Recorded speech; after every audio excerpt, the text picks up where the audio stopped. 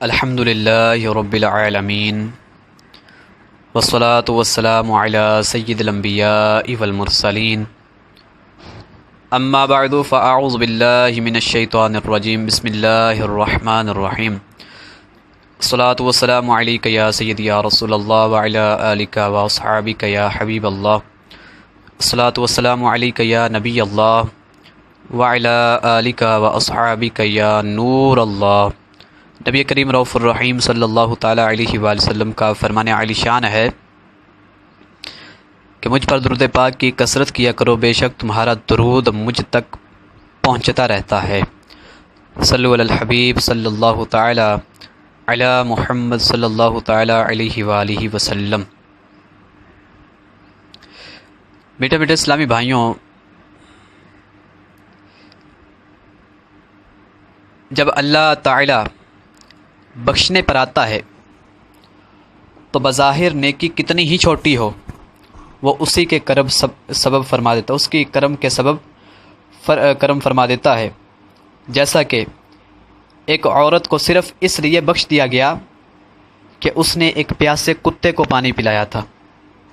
ایک حدیث پاک میں سرکار مدینہ صلی اللہ تعالیٰ علیہ وسلم کا یہ بھی فرمان ملتا ہے کہ ایک شخص نے رستے میں سے ایک درخت کو اس لیے ہٹا دیا تاکہ لوگوں کو اس سے ایذا یعنی تکلیف نہ پہنچے۔ تو اللہ تعالیٰ کی رحمت کے واقعات ہم جمع کرنے جائیں تو اتنے ہیں کہ جمع کرنے مشکل ہو جائیں۔ میرے پیارے بھائیوں، جب اللہ تعالیٰ رحمت کرنے پر آتا ہے تو یوں بھی سبب بنا دیتا ہے کہ کسی ایک عمل کو اپنی بارگاہ میں شرف قبولیت عطا فرما دیتا ہے اور پھر اسی کے باعث اس پر رحمتوں کی بارش کر دیتا ہے۔ لہٰذا اب ایک حدیث مبارکہ آپ کے سامنے میں پیش کرتا ہوں جس میں متعدد ایسے لوگوں کا بیان کیا گیا کہ وہ کسی نہ کسی نیکی کے سبب اللہ تعالیٰ کی گرفت سے بچ گئے اور رحمت خداوندی عز و جل نے انہیں اپنی آغوش میں لے لیا۔ چنانچہ حضرت سیدنا عبد الرحمن بن سمرہ رضی اللہ تعالی عنہ سے روایت ہے کہ ایک بار حضور نبی کریم رؤوف الرحیم صلی اللہ تعالی علیہ وآلہ وسلم تشریف لائے اور ارشاد فرمایا، آج رات میں نے ایک عجیب خواب دیکھا ہے کہ ایک شخص کی روح قبض کرنے کے لیے ملک الموت علیہ الصلوۃ والسلام تشریف لائے، لیکن اس کا ماں باپ کی اطاعت کرنا سامنے آ گیا اور وہ بچ گیا۔ ایک شخص پر عذاب قبر چھا گیا لیکن اس کے وضو کی نیکی نے اسے بچا لیا۔ ایک شخص کو شیاطین نے گھیر لیا لیکن ذکر اللہ عز و جل کرنے کی نیکی نے اسے بچا لیا۔ ایک شخص کو عذاب کے فرشتوں نے گھیر لیا لیکن اسے اس کی نماز نے بچا لیا۔ ایک شخص کو دیکھا کہ پیاس کی شدت سے زبان نکالے ہوئے تھا اور ایک حوض پر پانی پینے جاتا تھا مگر لٹا دیا جاتا تھا کہ اتنے میں اس کے روزے آ گئے اور اس نیکی نے اسے سیراب کر دیا۔ ایک شخص کو دیکھا کہ جہاں انبیاء کرام علیہ الصلوۃ والسلام کے حلقے بنائے ہوئے تشریف فرما تھے وہاں ان کے پاس جانا چاہتا لیکن دھتکار دیا جاتا تھا کہ اتنے میں اس کا غسل جنابت کرنا آیا اور اس نیکی نے اس کو میرے پاس بٹھا دیا۔ ایک شخص کو دیکھا کہ اس کے آگے پیچھے دائیں بائیں اوپر نیچے اندھیرا ہی اندھیرا ہے، وہ اس اندھیرے میں حیران و پریشان ہے، تو اس کے حج و عمرہ آ گئے اور ان نیکیوں نے اس کو اندھیرے سے نکال کر روشنی میں پہنچا دیا۔ ایک شخص کو دیکھا کہ وہ مسلمانوں سے گفتگو کرنا چاہتا ہے لیکن کوئی اس کو منہ نہیں لگاتا، تو صلہ رحمی یعنی رشتہ داروں سے حسن سلوک کرنے کی نیکی نے اسے مؤمنین سے کہا کہ اس سے بات چیت کرو، تو مسلمانوں نے اس سے بات چیت کرنا شروع کی۔ ایک شخص کے جسم اور چہرے کی طرف آگ بڑھ رہی ہے اور وہ اپنے ہاتھ سے بچنا چاہتا ہے، بجھانا چاہتا ہے تو بچ نہیں پاتا، تو اس کا صدقہ آ گیا اور اس کے آگے ڈھال بن گیا اور اس کے سر پر سایہ فگن ہو گیا۔ ایک شخص کو زبانیہ یعنی عذاب کے مخصوص فرشتوں نے چاروں طرف سے گھیر لیا لیکن اس کا امر بالمعروف و نہی عن المنکر آیا، یعنی نیکی کا حکم کرنے اور برائی سے منع کرنے کی نیکی آئی اور اس نے اسے بچا لیا اور رحمت کے فرشتوں کے حوالے کر دیا۔ ایک شخص کو دیکھا جو گھٹنوں کے بل بیٹھا ہے لیکن اس کے اور اللہ تعالیٰ کے درمیان حجاب یعنی پردہ ہے، مگر اس کا حسن اخلاق آیا، اس نیکی نے اس کو بچا لیا اور اللہ تعالیٰ سے ملا دیا۔ ایک شخص کو اس کا اعمال نامہ الٹے ہاتھ میں دیا جانے لگا تو اس کا خوف خدا عز و جل آ گیا، اور اس عظیم نیکی کی برکت سے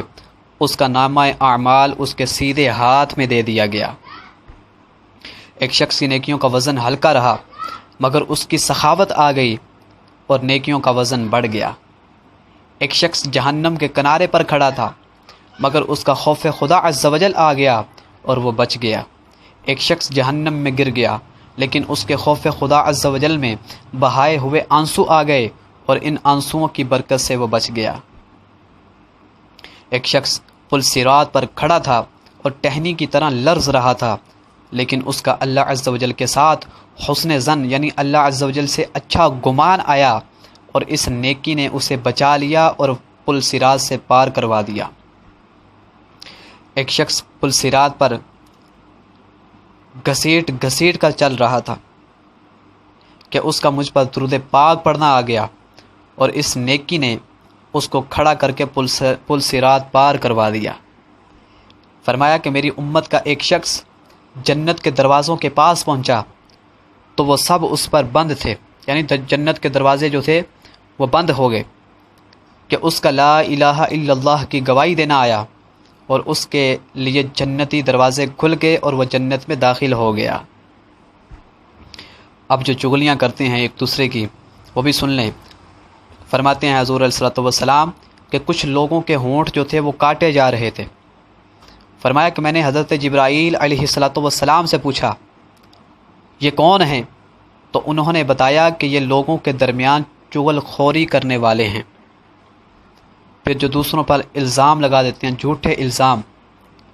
گھنونے الزام لگاتے ہیں، وہ بھی سنیں کہ کچھ لوگوں کو زبانوں سے لٹکا دیا گیا، ان کی زبانیں باہر نکال کر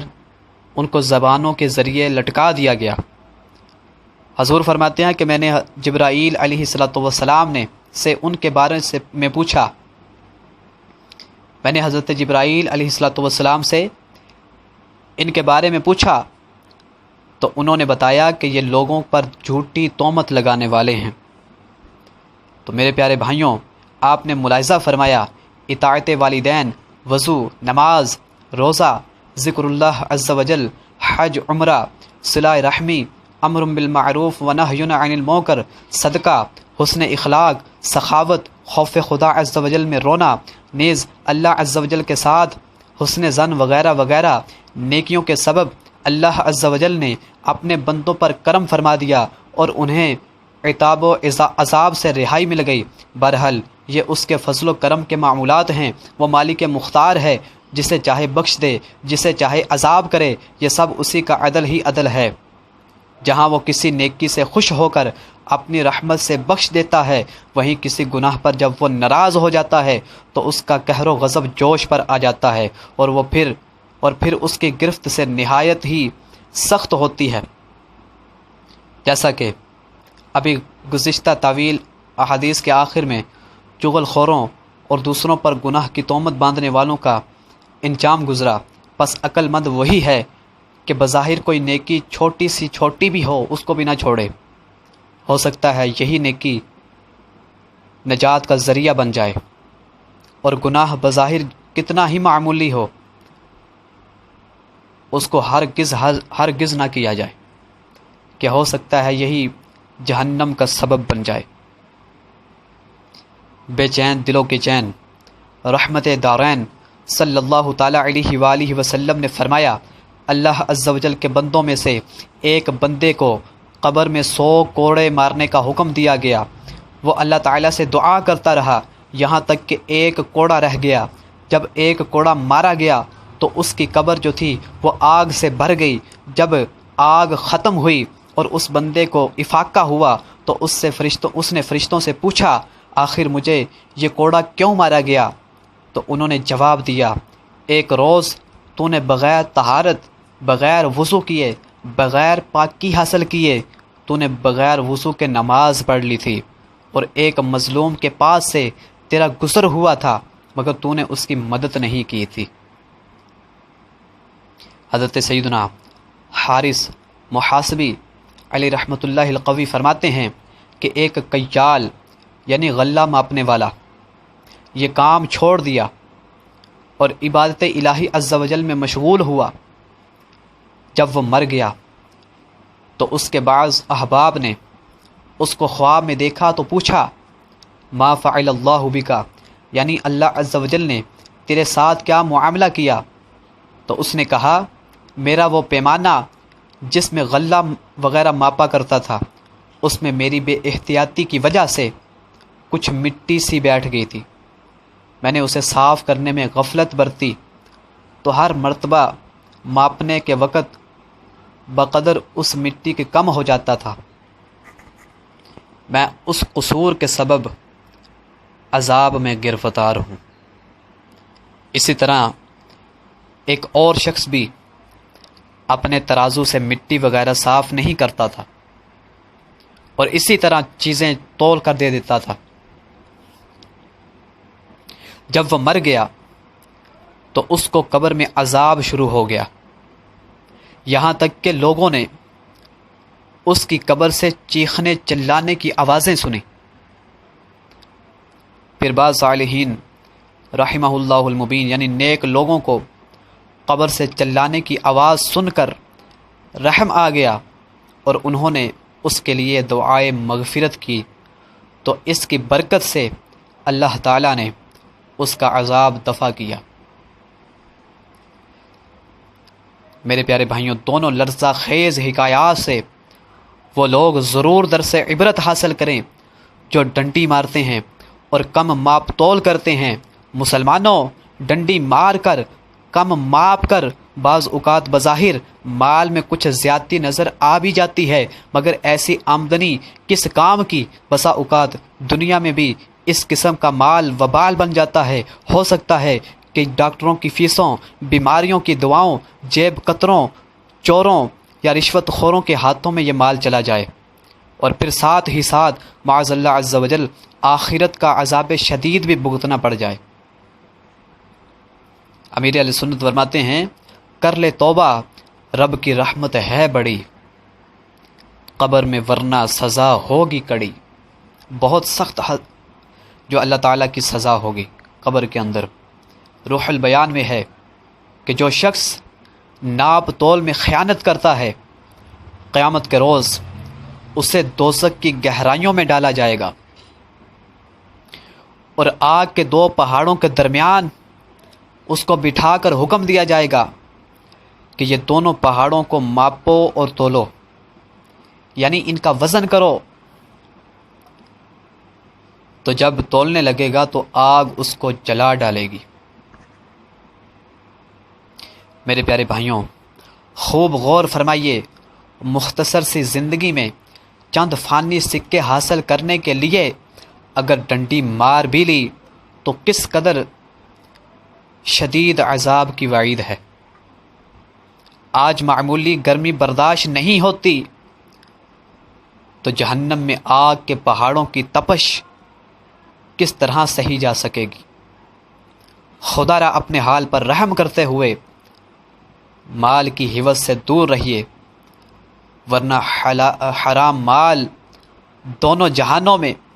وبال ہی وبال ثابت ہوگا۔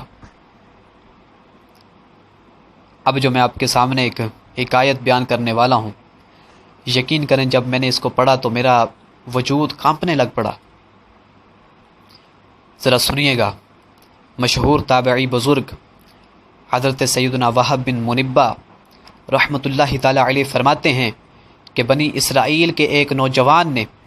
گناہوں سے توبہ کی، پھر 70 سال مسلسل عبادت کرتا رہا۔ اس کی عبادت ہماری جیسی نہیں تھی کہ جناب ہم مسجد میں گئے، 2 سجدے کیے، دوبارہ واپس، پھر گئے، پھر واپس، اسی طرح 5 نمازیں جو ہیں وہ نہ وہاں پہ دل لگا نماز کے اندر، نہ خشوع اور خضوع پیدا کر سکے،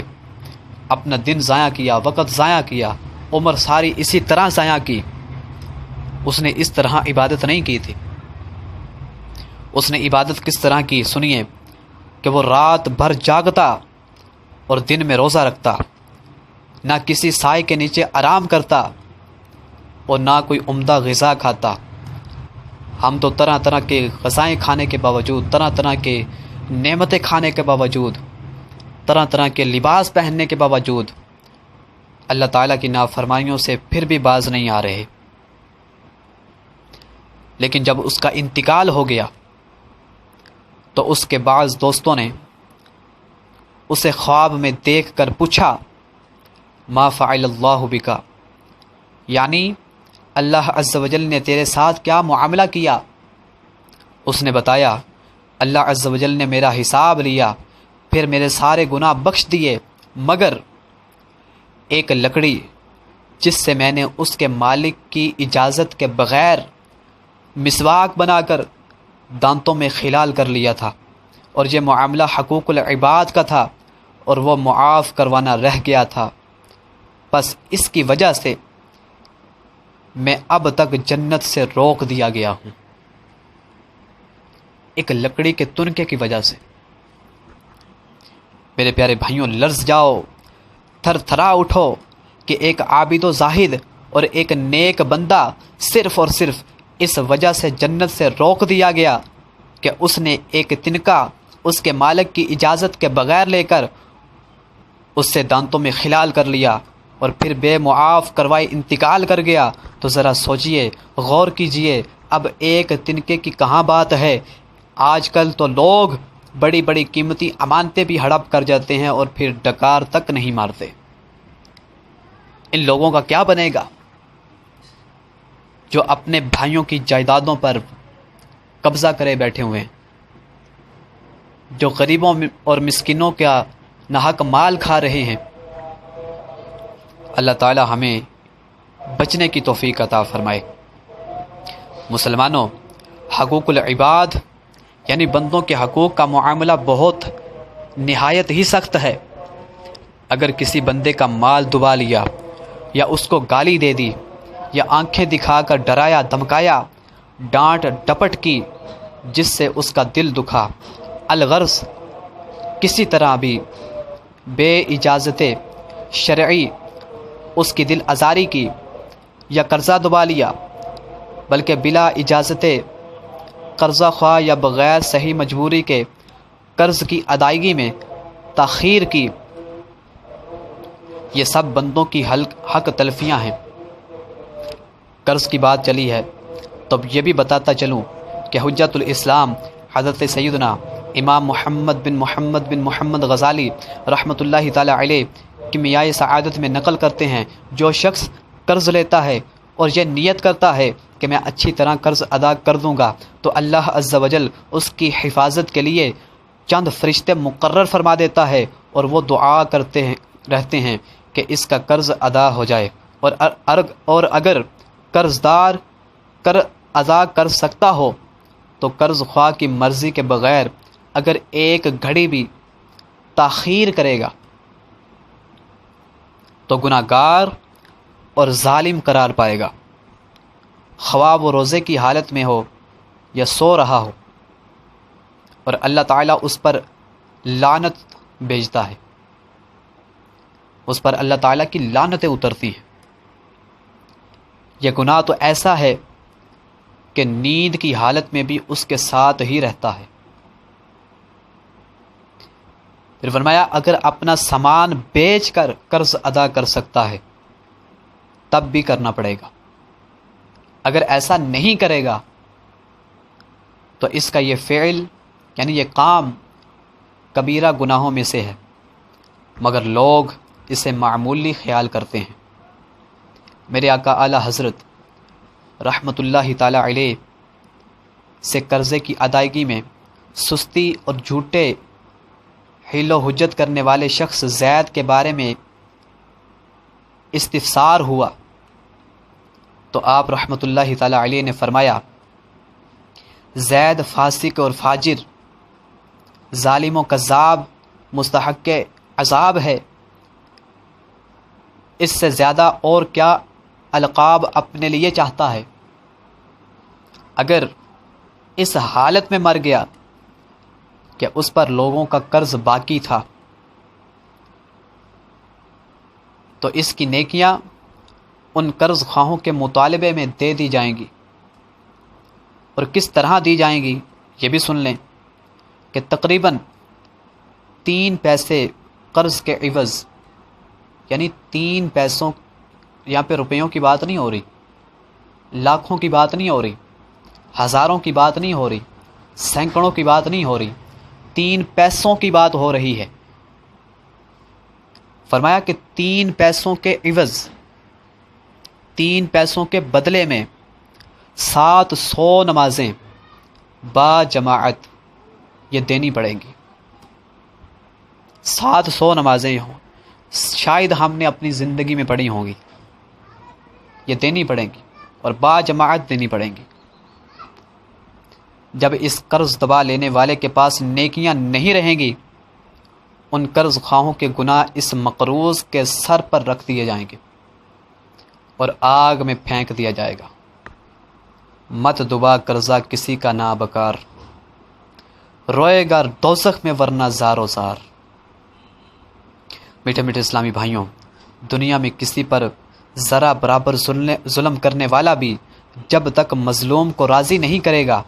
اس وقت تک اس کی خلاصی یعنی چھٹکارا ناممکن ہے۔ ہاں، اگر اللہ عز و جل چاہے گا تو اپنے فضل و کرم سے قیامت کے روز ظالم و مظلوم میں صلح کروا دے گا۔ بصورت دیگر اس مظلوم کو ظالم کی نیکیاں دے دی جائیں گی۔ اگر اس سے بھی مظلوم یا مظلومین کے حقوق ادا نہ ہوئے تو مظلومین کے گناہ ظالم کے سر پر ڈال دیے جائیں گے اور وہ جہنم رسید کر دیا جائے گا۔ میرے اور آپ کے پیارے آقا صلی اللہ تعالی علیہ وآلہ وسلم نے صحابہ کرام علیہم الرضوان سے استفسار فرمایا کہ کیا تم جانتے ہو کہ مفلس کون ہے؟ صحابہ کرام علیہم الرضوان نے عرض کی، یا رسول اللہ صلی اللہ علیہ وآلہ وسلم، ہم میں سے مفلس تو وہ ہے جس کے پاس نہ درہم ہو نہ دنیاوی سامان ہو۔ آپ علیہ الصلوۃ والسلام نے ارشاد فرمایا، میری امت کا مفلس ترین شخص وہ ہے جو قیامت کے دن نماز، روزہ، زکوٰۃ تو لے کر آئے گا، مگر ساتھ ہی ساتھ اس نے کسی کو گالی بھی دی ہوگی، کسی پر تہمت بھی لگائی ہوگی، اس نے کسی کا مال ناحق بھی کھایا ہوگا، اس نے کسی کا خون بھی بہایا ہوگا، اس نے کسی کو مارا بھی ہوگا۔ بس ان سب گناہوں کی وجہ سے ان گناہوں کے بدلے اس کی نیکیاں لے لی جائیں گی۔ بس اگر اس کی نیکیاں ختم ہو جائیں گی اور مزید حقدار باقی ہوں گے تو مظلوموں کے گناہ لے کر اس ظالم کے سر پر ڈال دیے جائیں گے اور اس ظالم شخص کو جہنم میں ڈال دیا جائے گا۔ یاد رہے، یہاں ظالم سے مراد صرف قاتل یا ڈاکو یا مار دھاڑ کرنے والا نہیں ہے، بلکہ جس نے بظاہر کسی کی تھوڑی سی بھی حق تلفی کی، مثلاً کسی کا 1 آدھا روپیہ ہی دبا لیا ہو، مذاق اڑا کر یا بلا اجازت شرعی ڈانٹ ڈپٹ کر یا غصے میں گھور کر دل دکھایا ہو، وہ بھی ظالم ہے۔ حضرت سیدنا عبداللہ 19 رحمۃ اللہ تعالی علیہ فرماتے ہیں، اللہ عز و جل قیامت کے دن ارشاد فرمائے گا، کوئی دوزخی دوزخ میں اور کوئی جنتی جنت میں داخل نہ ہو جب تک وہ حقوق العباد کا بدلہ ادا نہ کرے۔ کسی کو اس وقت تک اجازت نہیں ہے کہ کوئی جنت میں جائے یا جہنم میں جائے، اور کب تک نہ جائے؟ جب تک وہ حقوق العباد کا بدلہ ادا نہ کر لے۔ یعنی جس کسی نے دبایا ہو، اس کا فیصلہ ہونے تک دوزخ یا جنت میں داخل نہ ہوگا۔ حقوق العباد کی تفصیلی معلومات کے لیے مکتبۃ المدینہ کا مطبوعہ تحریری بیان ظلم کا انجام ضرور ملاحظہ فرمائیں۔ اللہ عز و جل ہم سب مسلمانوں کو ایک دوسرے کی حق تلفیوں سے بچائے، اور اس سلسلے میں جو کچھ کوتاہیاں ہو چکی ہیں ان سب سے سچی توبہ کرنے اور انہیں آپس میں معاف کروا لینے کی توفیق عطا فرمائے۔ صلو علی الحبیب صلی اللہ تعالی علی محمد۔ اور آخر میں رمضان المبارک میں فوت ہونے والوں کی فضیلت بھی آپ کے سامنے بیان کرتا ہوں۔ حضرت سیدنا عبداللہ ابن مسعود رضی اللہ تعالی عنہ سے روایت ہے کہ نبیوں کے سلطان رحمت عالمیان صلی اللہ تعالی علیہ وسلم کا فرمان جنت نشان ہے کہ جس کو رمضان کے وقت موت آئی وہ جنت میں داخل ہوگا، اور جس کی موت یوم عرفہ یعنی 9 ذوالحجۃ الحرام کے وقت آئی وہ بھی جنت میں داخل ہوگا، اور جس کی موت صدقہ دینے کی حالت میں آئی وہ بھی جنت میں داخل ہوگا۔ حضرت سیدنا انس بن مالک رضی اللہ تعالی عنہ سے روایت ہے کہ ماہ رمضان المبارک میں مردوں سے عذاب قبر اٹھا لیا جاتا ہے۔ ام المؤمنین حضرت سیدتنا عائشہ صدیقہ رضی اللہ تعالی عنہ سے روایت ہے، انبیاء کے سرتاج صاحب معراج صلی اللہ تعالی علیہ وسلم کا ارشاد بشارت بنیاد ہے، روزے کی حالت میں جس کا انتقال ہوا، یعنی جس کا روزہ تھا اور وہ مر گیا، اللہ عز و جل اس کو قیامت تک کے روزوں کا ثواب عطا فرماتا رہے گا۔ حضرت سیدنا انس بن مالک رضی اللہ تعالی عنہ فرماتے ہیں کہ میں نے رسول کریم صلی اللہ تعالی علیہ وسلم کو فرماتے ہوئے سنا، یہ رمضان تمہارے پاس آ گیا ہے، اس میں جنت کے دروازے کھول دیے جاتے ہیں اور جہنم کے دروازے بند کر دیے جاتے ہیں، اور شیطانوں کو قید کر دیا جاتا ہے۔ محروم ہے وہ شخص جس نے رمضان کو پایا اور اس کی مغفرت نہ ہوئی، کہ جب اس کی رمضان میں مغفرت نہ ہوئی تو پھر کب ہوگی؟ حضرت سیدنا ابو ہریرہ رضی اللہ تعالی عنہ فرماتے ہیں کہ رسول اکرم صلی اللہ تعالی علیہ وسلم نے فرمایا، رمضان آ گیا ہے، برکت والا مہینہ ہے، اللہ تعالی اس کے روزے تم پر فرض کیے، اس میں آسمان کے دروازے کھولے جاتے ہیں اور جہنم کے دروازے بند کر دیے جاتے ہیں، اور اس میں مردود شیاطین قید کر دیے جاتے ہیں، اس میں ایک رات 1000 مہینوں سے بہتر، جو اس کی بھلائی سے محروم رہا وہ بالکل ہی محروم رہا۔ اور آخر میں اس کے بعد میں اپنے بیان کو اختتام کی طرف لاتا ہوں، آخری حدیث مبارکہ آپ کے سامنے پیش کرتا ہوں کہ حضرت سیدنا ابو ہریرہ رضی اللہ تعالی عنہ فرماتے ہیں، سلطان دو جہان رحمت عالمیان صلی اللہ تعالی علیہ وآلہ وسلم کا فرمان عالی شان ہے، جب رمضان آتا ہے تو آسمان کے دروازے کھول دیے جاتے ہیں، اور ایک روایت میں ہے کہ جنت کے دروازے کھول دیے جاتے ہیں اور دوزخ کے دروازے بند کر دیے جاتے ہیں، شیاطین زنجیروں میں جکڑ جاتے ہیں، ایک روایت میں ہے کہ رحمت کے دروازے کھولے جاتے ہیں۔ اللہ تعالیٰ سے دعا ہے کہ ہمیں اپنے گناہوں سے سچی توبہ کرنے کی اور محبوب علیہ الصلوۃ والسلام کی سنتوں پر چلنے کی توفیق عطا فرمائے۔ اللہ تعالیٰ ہمیں اپنی اور اپنے محبوب علیہ الصلوۃ والسلام کی محبت عطا فرمائے۔ وآخر دعوانا ان الحمد للہ رب العالمین۔ صلو علی الحبیب صلی اللہ تعالی علی محمد صلی اللہ تعالی علیہ وآلہ وسلم۔ الحمد للہ رب العالمین، والصلاة والسلام على سید الانبیاء والمرسلین، اما بعد فاعوذ باللہ من الشیطان الرجیم، بسم اللہ الرحمن الرحیم۔